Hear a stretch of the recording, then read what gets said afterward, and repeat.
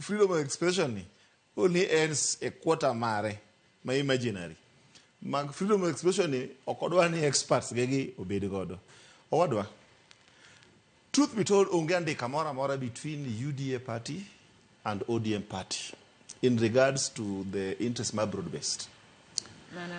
Equally, Nikech, register of political parties is very clear. Nick, for you to form a government, you can form it as a party or as a coalition of parties.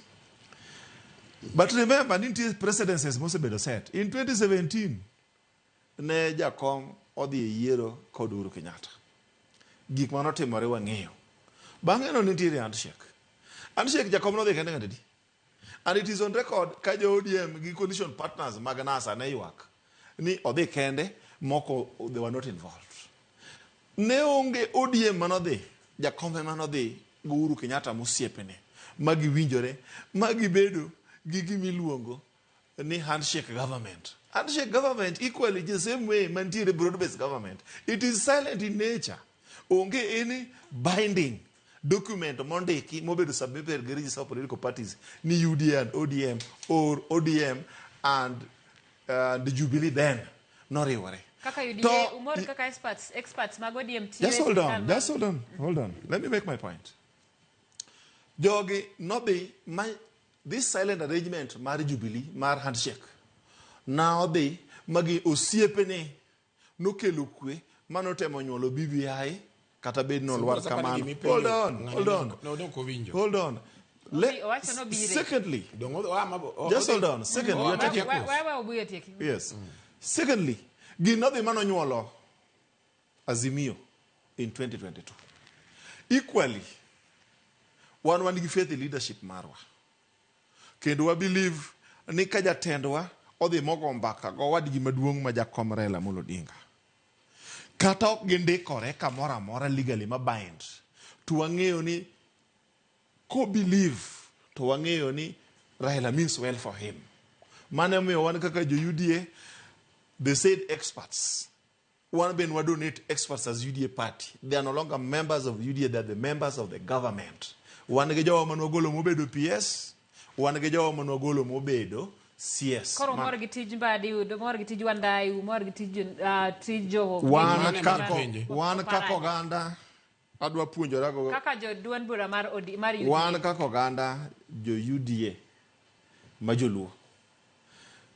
It is high time nyako wa bed selfish gi positions ma jogo anitiere godo.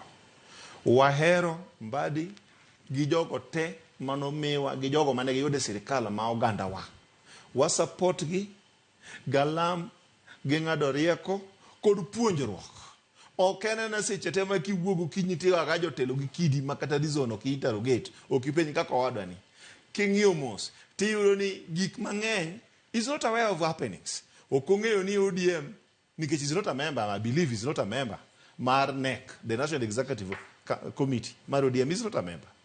And I also believe ni dual ma members mag parliamentary group mag ODM bede is not seated there. Equally, ang'eyo bende. Dong nang'isi ni ma expert mar ODM kata moloya. En ja UDA. An expert of realities. Monge nyaka wach ODM. An expert of realities. An expert of realities. Gimoka eroga en wacho hearsay bire national TV mar confuse viewers. Gi hearsay. Nyaka wawach gik ma practical, gik ma ethical, gik ma manyalore, possibilities. Adoni apenyi mana gikanyo weche osewachore kaluwore kod gik mosetimore machiegni. Kinde mane Opiyo Wandayi ne nitiere mbele komiti mar od bura. Odiochieng' ma bende piny mar Amerika ne okumo kambi mar Adani kata ne odonjo koda ketho mar mibadhi ma bende koro ni chunge. Ne oyudo ka Opiyo Wandayi ne nigi tarik e komiti mar od bura. To nodhi kanyo mowacho ni kata obedo ni piny mar Amerika osetimo kamano, en kaka Opiyo Wandayi kata gin kaka sirkal ne gisewinjore kod Adani kendo wach motimore Amerika no onge yo moro amora ma dhi chungo godo rak ma Adani ne nigo ka. Seche machuok bang'e kanyo to jatend piny William Ruto makoro gi sani en jatend Opiyo Wandayi owacho ni kaka sirkal koro wachungo orake kindwa gadani kaluwore koda maling'ling moseyudo kowuok e piny Amerika. Bende iparo ni mano noketo picha marach ni Opiyo Wandayi mabende ne en expert mowuok e ODM nonyono kar tiene ni jamibadhi ni wadhi go mbele kata ng'ama osedonjne gi weche mag mibadhi to jatende ma William Ruto seche machuok to biro to wacho ni wan kaka sirkal koro wachungo ragno. Erokamano.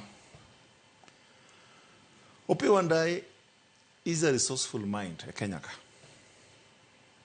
Adwa mana nikete machuok niya, mano kete marach koso ikaw time. Duok ni wachno. Ikaw time.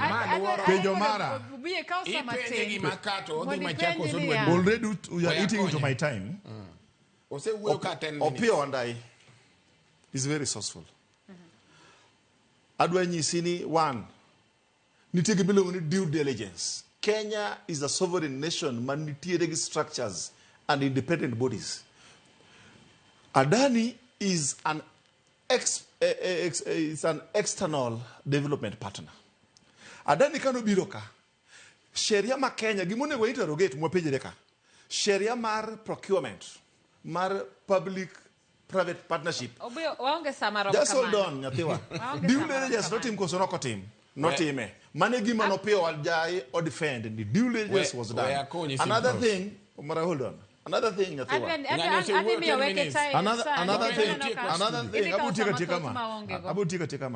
thing, America investigation mano team of Adani, not team investigative bodies mag US as a state. America is an independent state. Adwani sinisani after consultations. President Nokuwu kachama wacho nikech FBI wacho. He didn't say that. Me wacho no. Nikech FBI wacho or CIA. No wacho gi pinje mamoko. No ko wacho ni no wacho gi pinje mamoko. Mane momi odon wangeni one. What was important at that stage was due diligence done. Yes, it was done. Mane mano Opiyo Wandayi defend. Ango mane tamo Wandayi wacho ni wangne wawachi ka wasenono korwa kar chungni oragwa dhi mbele. Ne simpros. We akonye gi kanyo. Ing'eyo